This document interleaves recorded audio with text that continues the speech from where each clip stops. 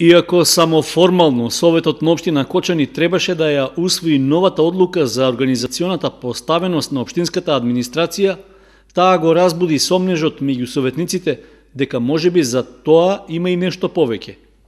Усогласувањето на постојната систематизација и задачите што ги извршуваат вработените во општината и институциите под нејзина надлежност со новиот закон за административни работници помина со неколку прашања, по кои се јавува дилема дали на мала врата ќе се протуркаат суштински промени. Всушност, главното прашање беше дали со оваа одлука ќе има нови вработувања или ќе се прави нова систематизација на работните места. Последните одлуки што ги донесе Агенција за државни службеници, имаше и неколку одлуки каде што не се изврши избор. Дали сега ќе се направи избор на тие луѓе? Ако сакате директно и конкретно да ви посочам, и еднаш ние разговаравме во советнички прашања дека има лица кои што пробниот период го поминаа, меѓутоа не се назначени на работните места кои што беа дадени. Се однесува за работно место подготовка на седници на Совет на општина Кочани. Изборот не беше направен, дали сега ќе се направи тој избор?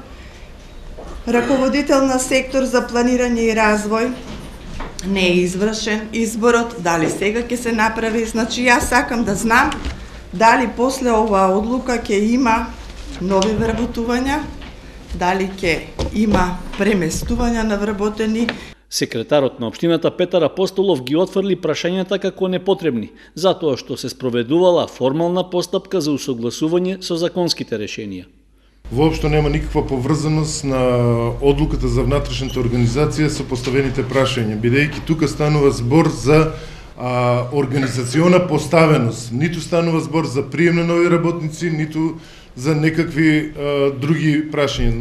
Иако рече дека се работи за законска обврска согласно Законот за административни работници, Апостолов можеби и несвесно најави дека е можно да има промени кај бројот на вработените во општинската администрација, што зависело од нејзиниот прв човек.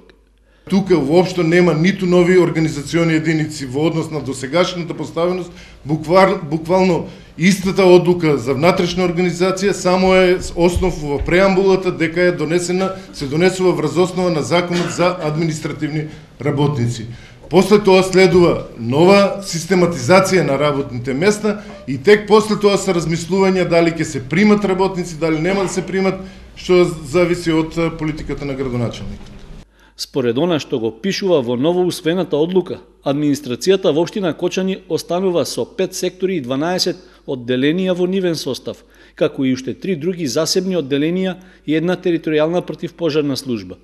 Со оглед што во одлуката е нагласено од вкупниот број вработени и распоредот по звања и работни места го утврдува градоначалникот, тоа значи дека сега се овозможува да се изготви нов правилник за систематизација на работните места.